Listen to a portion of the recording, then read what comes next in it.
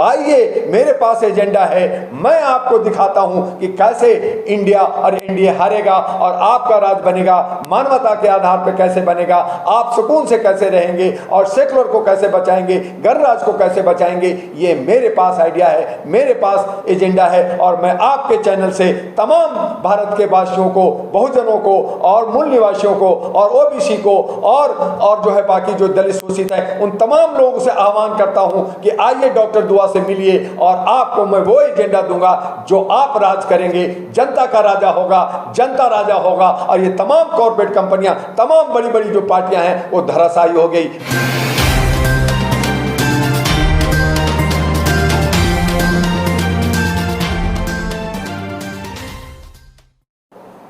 Sir, स्वागत है हमारे चैनल पर आपका। अभी हाल ही में 5 राज्यों में चुनाव होने वाले, जिनका डिक्लेरेशन निर्वाचन आयोग के द्वारा किया गया। क्या लगता है किस तरीके से इंडिया और एनडीए गठबंधन अपने आप को आगे लाने की बात कर रहा है, जनता के साथ समक्ष पेश होने की बात कर रहा है? उनकी सबकी एक ही मांग है कि इस बार सत्ता में किसी भी तरीके से काबिज हुआ जाए। क्या मानते हैं आप? एसडी न्यूज़ को मैं धन्यवाद देता हूँ। 5 राज्यों की चुनाव, ये सेमी चुनाव कह सकते हैं लोकसभा का, और ये जो लड़ाई है ये कहीं क्षेत्रीय लड़ाई है और क्षेत्रीय लड़ाई में भी जिस तरह से एनडीए बड़े बड़े सांसद को उतार कर करके इन प्रकार तरीके से अपना वर्चस्व बनाना चाहती है, अपना जगह बनाना चाहती है कि देखो मेरे साथ कितनी जनता बीजेपी कहना चाहती है। दूसरी तरफ जो विपक्ष है, जो इंडिया गठबंधन है, वो अलग अलग धड़ में, जबकि वो गठबंधन बनाया था तो मिल करके 5 राज्यों का चुनाव लड़ना चाहिए था तो ज़्यादा मजबूत होता, लेकिन अलग अलग धड़ में कांग्रेस अलग लड़ रही है, आम आदमी पार्टी अलग लड़ रही है, समाजवादी अलग लड़ रही है, बीएसपी अलग लड़ रही, तो जितनी भी पार्टियां वो सब अलग अलग लड़ रही है और अलग अलग लड़ने से वो कमज़ोर हो रही है। लेकिन जनता इतना त्रस्त है बीजेपी से, आरएसएस के एजेंडा से, कि आपको मैं ये बता दूं कि मध्य प्रदेश में शिवराज जी कमो बेश बहुत कोशिश कर रहे हैं कि वहाँ हम फिर से तीसरी बार मुख्यमंत्री बने, लेकिन वो चांस शायद नहीं मिलेगा और वहाँ पे कांग्रेस की सरकार बनने जा रही है, ये दिख रहा है सामने। अब देखते हैं कि जनता किस तरह करवट लेती है, किसको आगे बढ़ाती है। रही राजस्थान की बात, तो राजस्थान में हमेशा एक बार कांग्रेस को होती है, फिर बीजेपी को होती है। एक सिक्के के 2 पहलू हैं, हमेशा कभी बदल देते हैं, लेकिन इस बार एक अलग ही गेम होने वाला है और वहाँ गहलोत साहब की पोजीशन बहुत अच्छा है और कांग्रेस पुनः वहाँ पे आ रही है, ऐसा मुझे दिख रहा है।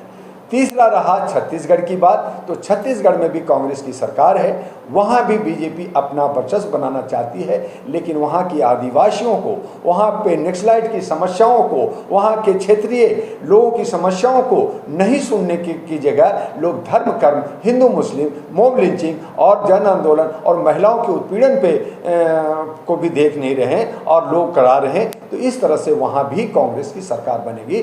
कमोबेश 5 राज्यों में बीजेपी की हार होने जा रही है और ये एक बहुत बड़ा सबक होगा और इसी को लेकर के लोकसभा की तैयारी कर रहे हैं।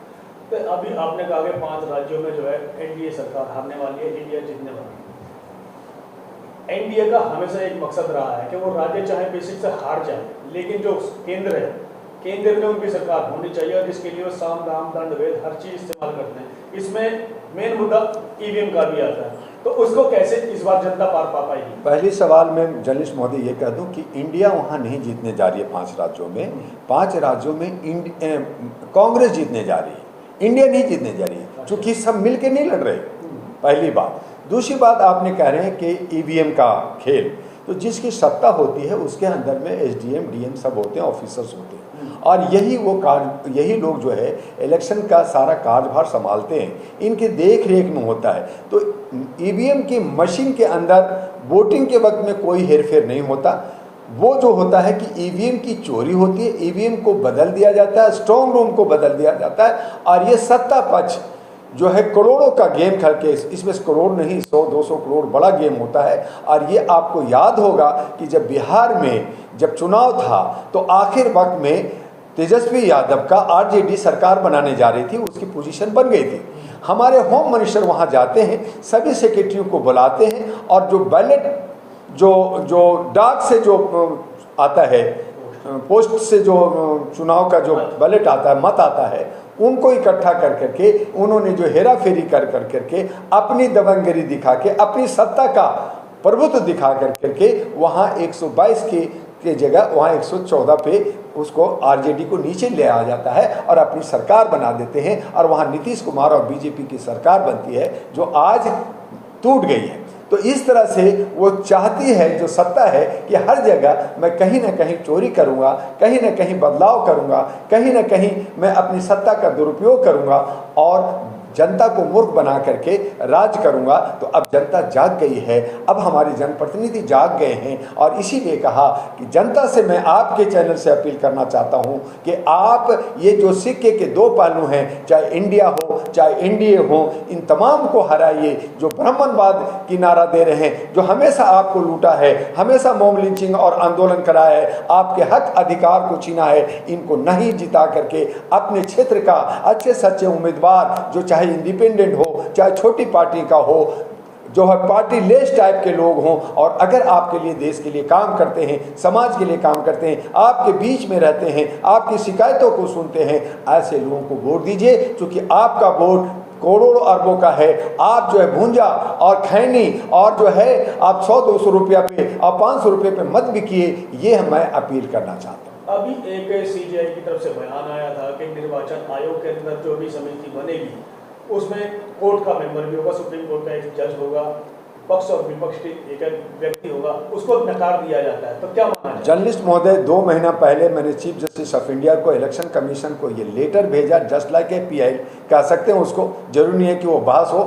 मैंने उसमें पूरा भेजा, वो कॉपी भी मेरे पास अभी है। उस पर मैंने जंतर मंतर पे और प्रेस क्लब में भी मैंने कहा कि ये जितने भी चुनाव है वो जुडिशियल सिस्टम पे हो, जुडिशियल लोग अपने हाथ में रखें ताकि चोरी जो है कम हो जाए। हो सकता है कि जुडिशियल लोग भी चोर हों, लेकिन कम से कम जो हमारे कॉर्पोरेट हाउस है, ब्यूरोक्रेट्स हैं, उनसे कुछ छुटकारा मिलेगी और उसको अपने हाथ में लिया जाए। दूसरा, इन्होंने चंद्रचूड़ साहब खुद ब्राह्मण हैं और उन्होंने जो काम कर रहे हैं, हम उनको सैल्यूट करते हैं।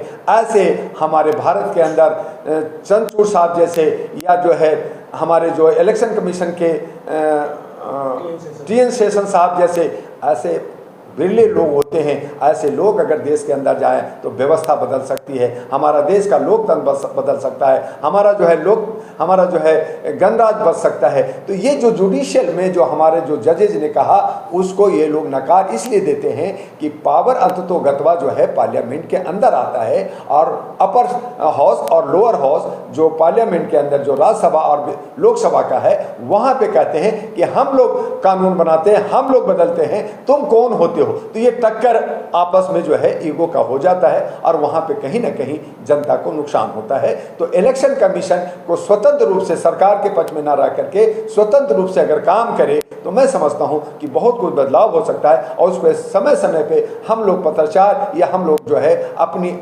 जो है आइडियाज देते रहते हैं, एजेंडा देते रहते हैं, और उस पर वो लोग जो है बोलते हैं तो वो जो है देश सुनती है और सिस्टम सुनती है। तो उस पर काम होने की ज़रूरत है और उस पर जो है ध्यान देने की जरूरत है। 70-75 साल हो गए हैं भारत को स्वतंत्र हुए, उसके बावजूद ये देखा गया है कि कभी कांग्रेस कभी बीजेपी, अगर कोई बीच में सरकार बनेगी थर्ड फ्रंट की तो ज़्यादा दिन नहीं चल पाई।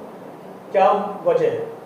वजह यह है कि हमारे के यहाँ धर्म कर्म की राजनीतिक ज़्यादा है, जात पात की राजनीतिक है, हमारे गुटबाजी ज़्यादा है, हमारे के यहाँ दबंगगिरी ज़्यादा चलता है, गरीबी ज़्यादा है, भुखमरी ज़्यादा है, अशिक्षा भी ज़्यादा है। और यही वजह है कि अति पिछड़ा और ओबीसी को लॉलीपॉप दे दिया जाता है, कुछ आरक्षण दे दिया जाता है, उसको भी क्रीम लेयर में थोड़ा सा हिस्सा देके बाकी हिस्सा जो है फॉरवर्ड को दे दिया जाता है, सवर्णों को दे दिया जाता है। और ये देखें आज कि आज सुप्रीम कोर्ट के अंदर, ये जुडिशियल के अंदर मैक्सिमम लोग जो है सवर्ण लोग बैठे हैं, पार्लियामेंट के अंदर मैक्सिमम बैठे हैं। जो आरक्षण से आए हुए हैं 131 जो आरक्षण से आए हुए हैं, मुसलमान जो 26 आए हुए हैं, 157 लोग को मुंह बंद कर दिया जाता है, कहीं न कहीं खरीद लिया जाता है या डरा के रखा जाता है। और कमोबेश जो जो कम संख्या के लोग हैं, 2-3% के लोग हैं, वो हावी होते हैं और वो राज कर रहे हैं। और यही वजह है कि हमारा जो है ये सिस्टम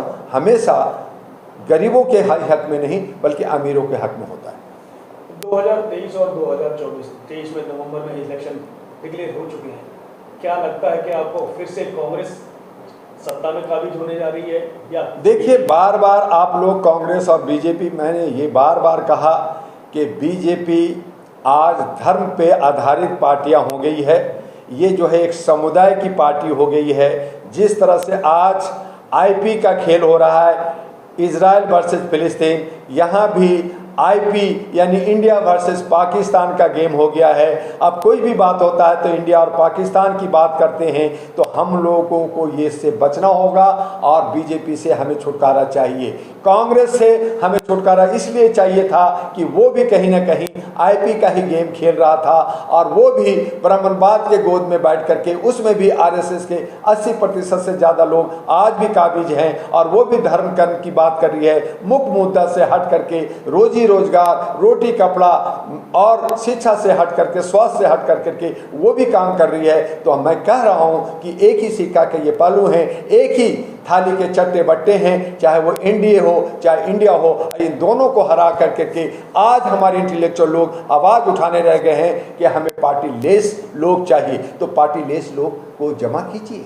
आप पढ़े लिखे लोग होकर करके इंटेलेक्चुअल लोग आए, वो भी आपको 542 नहीं मिल रहे हैं, 542 मिलेंगे, 272 जीतेंगे, तभी तो सरकार बनेगी। वो भी अपने आप में एक पार्टी हो जाएगा, लेकिन पार्टी का नाम नहीं रहेगा, बीजेपी नहीं रहेगा, इंडिया नहीं रहेगा और इंडिपेंडेंट होगा। छोटी छोटी पार्टियां जो झोला छाप वगैरह भी हैं, लेकिन अगर वो इंटेलेक्चुअल हैं, अगर वो पढ़े लिखे हैं, देश के लिए सेवा किया है, तो उनको मौका मिलेगा। और इसके लिए काम कौन करेगा? उसके लिए डॉक्टर दुआ लगातार काम कर रहा है और कह रहा है कि बीजेपी इंडिया को हराएगा, आओ मेरे पास एजेंडा है, लेकिन लोग आ नहीं रहे। और मैं उनको बार बार स्वागत कर रहा हूं, आइए मेरे पास एजेंडा है, मैं आपको दिखाता हूं कि कैसे इंडिया और एनडीए हारेगा और आपका राज बनेगा, मानवता के आधार पर कैसे बनेगा, आप सुकून से कैसे रहेंगे और सेकुलर को कैसे बचाएंगे, गणराज को कैसे बचाएंगे। ये मेरे पास आइडिया है, मेरे पास एजेंडा है और मैं आपके चैनल से तमाम भारत के वासियों को, बहुजनों को